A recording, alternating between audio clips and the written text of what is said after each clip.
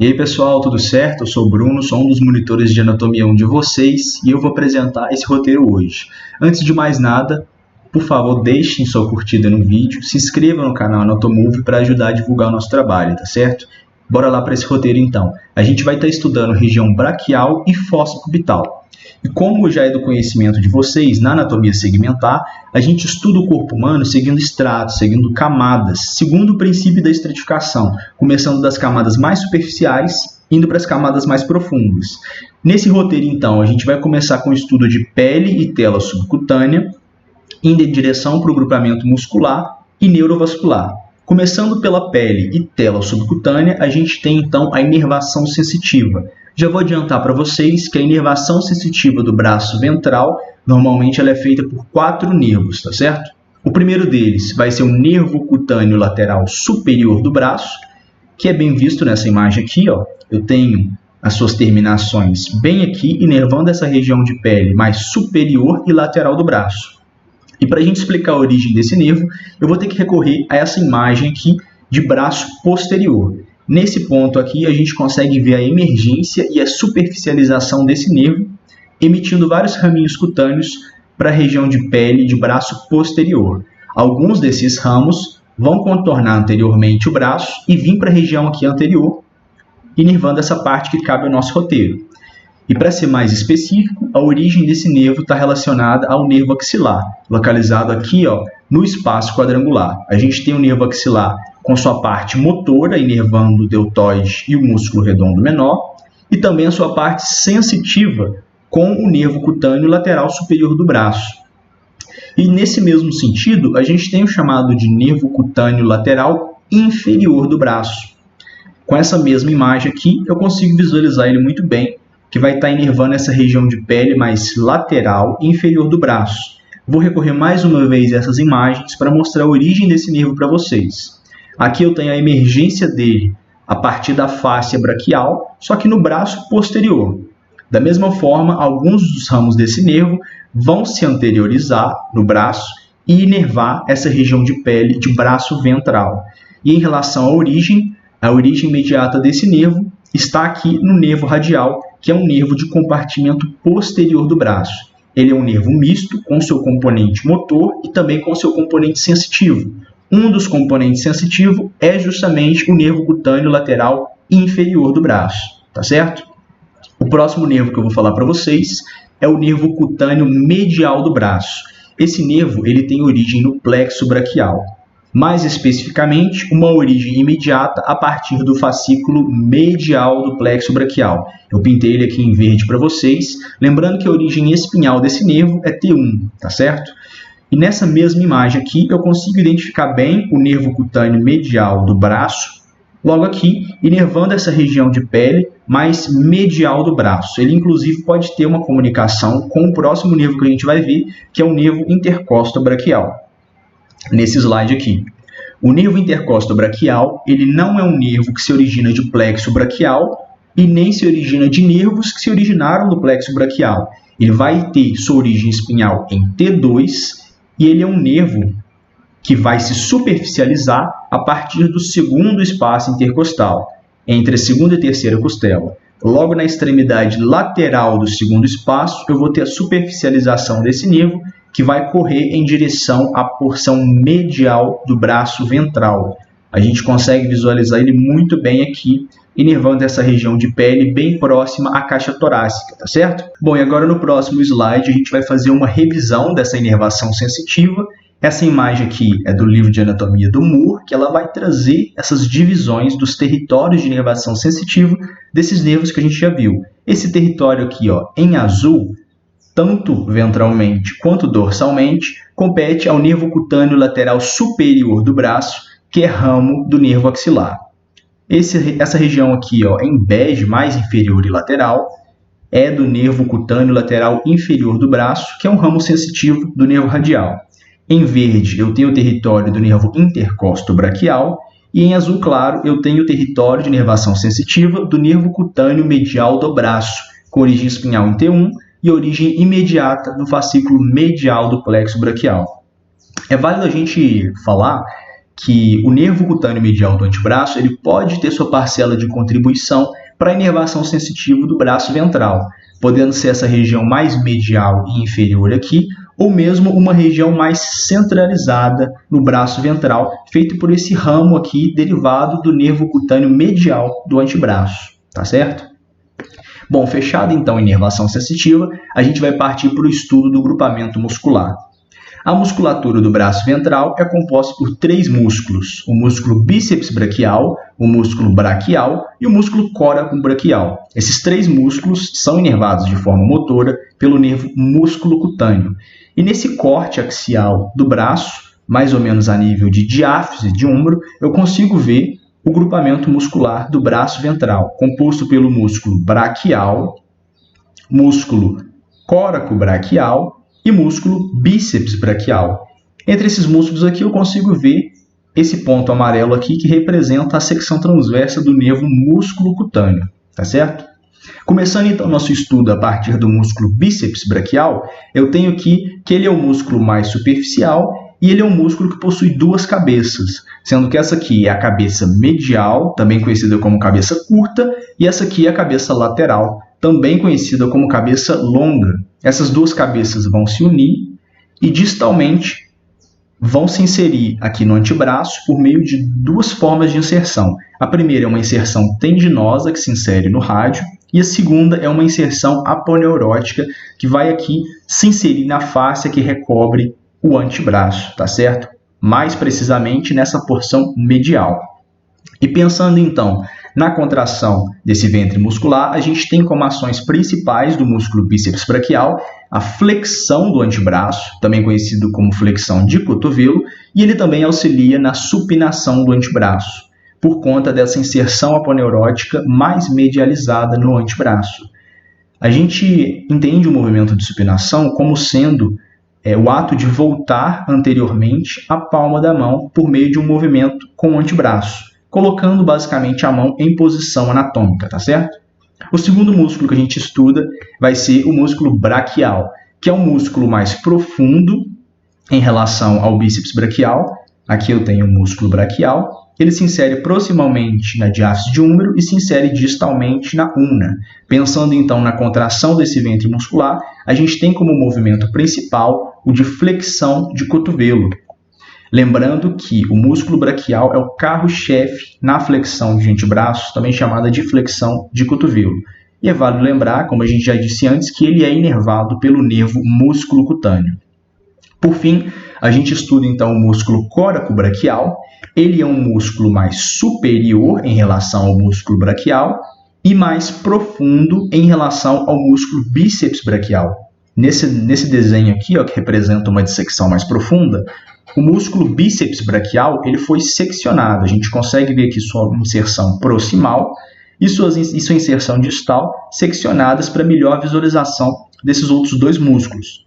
E pensando então na contração do ventre muscular aqui, eu tenho um movimento de flexão do braço. É claro que o músculo córaco braquial não é o único flexor do braço, mas ele, junto com outros músculos, auxilia na execução desse movimento. Depois, então, do estudo do grupamento muscular, a gente passa, então, para o estudo dos vasos do braço ventral. E o principal vaso arterial do braço ventral é a chamada artéria braquial. Nesse desenho aqui, a gente consegue ver ela muito bem em praticamente toda a sua extensão. Vamos analisar, então, a sua origem e sua terminação. O limite proximal dessa artéria é feito pela borda inferior do músculo redondo maior. Eu tenho aqui, nessa visão de região escapular, o músculo redondo maior. E a sua borda inferior marca a transição entre a artéria axilar e a artéria braquial. Então, a partir da sua borda inferior, a artéria axilar passa a ser chamada de artéria braquial. Em relação ao seu limite distal, ele acontece aqui próximo ao cotovelo, local esse em que a artéria braquial vai emitir seus 2 ramos terminais. Então aqui, ó, eu tenho a artéria axilar, a partir da margem inferior do redondo maior, eu passo a chamar a artéria axilar de artéria braquial, e mais ou menos aqui na região do cotovelo, ela vai emitir seus 2 ramos terminais. E ao longo de todo o seu trajeto, ela emite vários ramos colaterais. E a gente vai estudar eles agora. O primeiro ramo colateral que ela emite é a chamada artéria braquial profunda, que é essa estrutura aqui. A artéria braquial profunda, ela é emitida no braço ventral, porém ela vai se aprofundar e depois se localizar no compartimento posterior. Ela termina em dois ramos terminais, a chamada artéria colateral radial e a artéria colateral média. O segundo ramo colateral da artéria braquial é a chamada artéria colateral ulnar superior, que tem uma origem mais cranial. O terceiro ramo colateral é a artéria colateral ulnar inferior, que tem uma origem um pouco mais caudal. E ela, logo depois de ser emitida, vai então terminar em dois ramos, o ramo anterior e o ramo posterior. E por fim, a artéria braquial também vai emitir alguns ramos menores, como por exemplo a artéria nutrícia do úmero, que vai garantir boa parte da nutrição do úmero, e também ramos musculares, que vão estar ali garantindo a irrigação sanguínea do grupamento muscular do braço ventral. E agora, depois de ter emitido todos esses ramos colaterais, a artéria braquial vai então terminar emitindo seus dois ramos terminais. Lateralmente eu tenho a artéria radial e medialmente eu tenho a artéria ulnar. E antes da gente continuar nosso estudo, eu preciso falar para vocês alguns ramos de importância que são emitidos por essas duas artérias para a gente entender melhor a anastomose do cotovelo. A partir da artéria radial, eu tenho então a emissão da chamada artéria recorrente radial, que tende a ascender aqui lateralmente. E a partir da artéria ulnar, eu tenho a emissão de três componentes arteriais importantes. Bom, o primeiro deles é a chamada artéria recorrente ulnar anterior. O segundo é a chamada artéria recorrente ulnar posterior. E o terceiro é a chamada artéria recorrente interóssea. Para a gente entender a formação dessa artéria interóssea, a gente tem que partir da própria artéria ulnar. Siga aqui comigo então. A gente tem a artéria ulnar emitindo a artéria interóssea comum.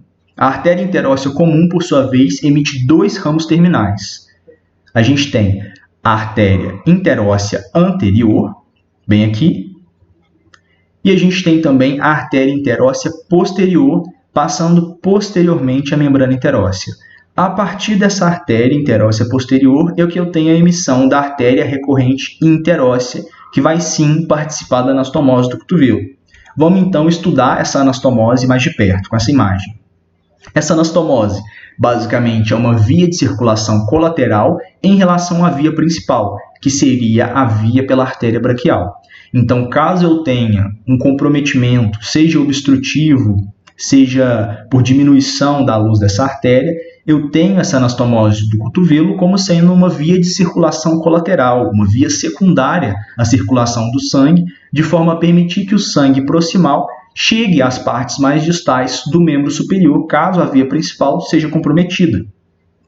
E essa anastomose do cotovelo, ela tem alguns componentes. Ela tem componentes, ou mesmo conexões laterais, que acontecem aqui, em relação ao epicôndilo lateral. Ela tem conexões mediais, que acontecem em relação ao epicôndilo medial. E ela tem também conexões transversas, que acontecem em relação posterior à juntura do cotovelo. Vamos começar falando das conexões laterais, em relação ao epicôndilo lateral. A primeira anastomose de importância que acontece aqui, acontece entre duas artérias. A primeira delas é a artéria colateral radial, indo-se anastomosar aqui com a artéria recorrente radial. Essa anastomose se dá anteriormente ao epicôndilo lateral. A segunda anastomose de importância acontece entre a artéria colateral média e a artéria recorrente interóssea, que a gente já viu antes. Essa anastomose aqui acontece posteriormente ao epicôndilo lateral. Em relação às conexões mediais, eu também tenho componentes anteriores e posteriores. Começando com o componente anterior, eu tenho anastomose entre a artéria recorrente ulnar anterior e o ramo anterior da artéria colateral ulnar inferior. A artéria colateral ulnar inferior se anastomosa com a artéria recorrente ulnar anterior, tá certo? O componente posterior, por sua vez, ele acontece entre 3 ramos arteriais. O primeiro deles é a artéria colateral ulnar superior. O segundo seria o ramo posterior da artéria colateral ulnar inferior. E o terceiro seria, então, a artéria recorrente ulnar posterior. Lembrando, esses 3 vasos se anastomosam posteriormente em relação ao epicôndilo medial. E, por fim, em relação às conexões transversas, elas são compostas aí por conexões entre ramos arteriais menores, provenientes dos próprios ramos já falados, acontecendo aqui normalmente em uma direção transversal, mas posteriormente localizados em relação à juntura do cotovelo, ou seja, posterior ao cotovelo, basicamente. Essa aqui, então, é a anastomose do cotovelo. Fechado, então, o estudo da parte vascular, a gente vai passar para um estudo mais minucioso da parte neural, tá certo? Começando aqui, o primeiro nervo de importância para a gente é o nervo músculo-cutâneo. O nervo músculo-cutâneo é um nervo misto, isso quer dizer que ele tem componentes sensitivos e motores, e ele tem origem no plexo braquial. A sua origem espinhal é C5, C6 e C7, e ele tem origem imediata no plexo a partir do fascículo lateral do plexo. E esse nervo, ele é bem fácil de se identificar, ele é bastante superior, ele vai correr aqui no braço ventral, perfura o músculo coracobraquial e inerva esse mesmo músculo, vai correr entre o coracobraquial e o bíceps braquial, e mais inferiormente entre o músculo braquial e o músculo bíceps braquial, inervando todos esses músculos. Depois dele ter enviado o último ramo motor para algum desses músculos, ele passa a ser então um nervo exclusivamente sensitivo. Ele vai se lateralizar aqui no braço, sendo um nervo exclusivamente sensitivo, e passa a ser chamado, então, de nervo cutâneo lateral do antebraço, indo em direção mais lateral aqui ao antebraço, tá certo? Outro nervo de importância para a gente é o nervo radial. O nervo radial, ele é um nervo que parte diretamente do plexo braquial. A origem espinhal dele é todo o plexo braquial, C5, C6, C7, C8 e T1, e a sua origem imediata é o fascículo posterior do plexo braquial. A gente tem aqui, então, o nervo radial. E o nervo radial, apesar dele não ser um nervo que está realmente localizado no compartimento anterior, a sua importância para a gente nesse roteiro está relacionada ao seu ramo cutâneo que ele emite. Vamos olhar isso então. O nervo radial ele vai penetrar no braço posterior, passando pelo hiato tricipital. Ele vai então percorrer o sulco do nervo radial, que é um acidente anatômico no húmero, bastante profundo, e vai então emitir um ramo cutâneo. Esse ramo cutâneo que ele emite é o chamado nervo cutâneo lateral inferior do braço, que vai se anteriorizar e inervar a porção mais inferior e lateral do braço ventral, como a gente já viu na parte de inervação sensitiva. Essa é a importância do nervo radial para esse roteiro. E esse nervo ele vai continuar inferiormente, indo em direção ao antebraço, tá certo? Em relação ao nervo mediano e ao nervo ulnar, são 2 nervos que passam pelo braço ventral, porém eles não emitem ramos de importância para a gente, eles apenas passam seguindo o seu caminho ali, indo em direção ao antebraço e à mão, tá certo? Finalizado então esse estudo de inervação, a gente vai então estudar algumas relações anatômicas importantes. A primeira delas é a chamada fossa cubital. A fossa cubital basicamente é uma estrutura que tem um formato de V e que está localizada anteriormente à juntura do cotovelo.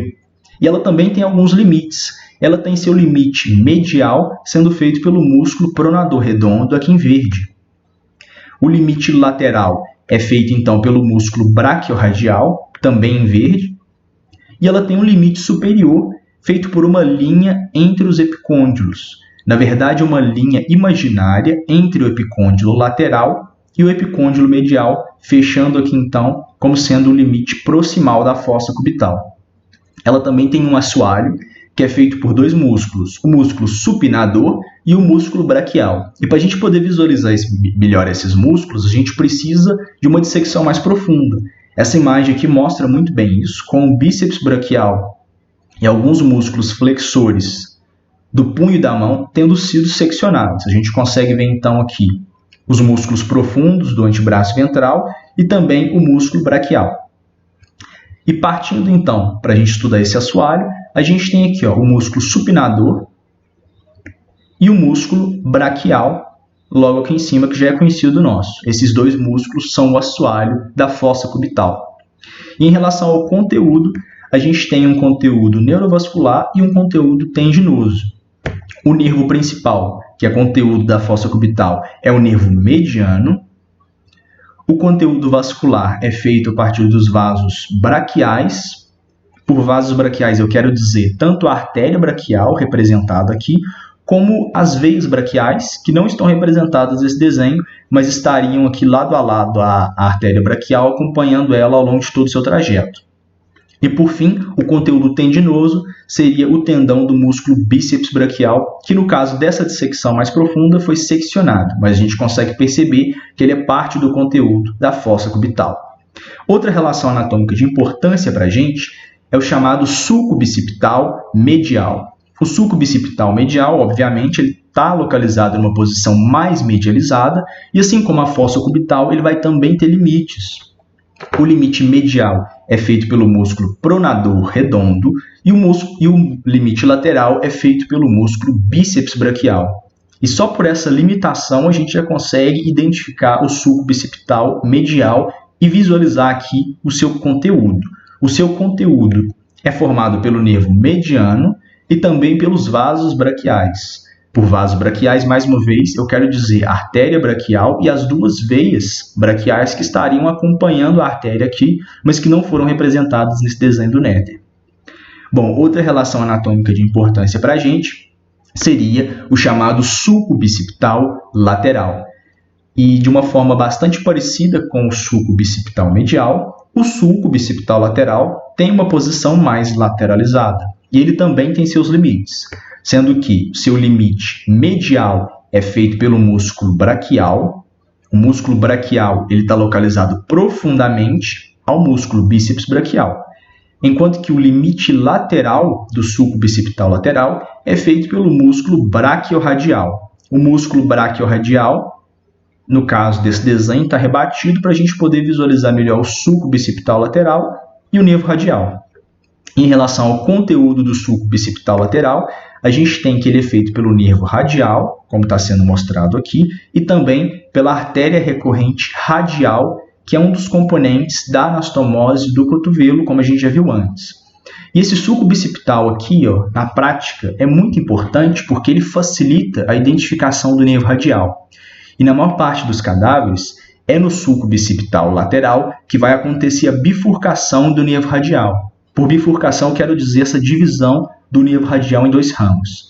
A gente sabe que o nervo radial é um nervo misto, ou seja, ele tem componentes sensitivos e motores unidos no mesmo nervo. Só que no sulco bicipital lateral acontece uma divisão do nervo radial. Ele vai emitir um ramo superficial, que é exclusivamente sensitivo, que vai correr na profundidade do músculo braquiorradial, e ele também vai emitir o ramo profundo do nervo radial, que vai penetrar e se aprofundar no antebraço e é exclusivamente motor, inervando vários músculos do antebraço, tá certo? E com essa relação anatômica, a gente chega ao final de mais um roteiro. Espero que vocês tenham gostado. Se vocês gostarem mesmo, deixe seu curtir no vídeo, se inscreva no canal e ative as notificações para ficar por dentro de novas atualizações, tá certo? Muito obrigado e estudem bastante, pessoal!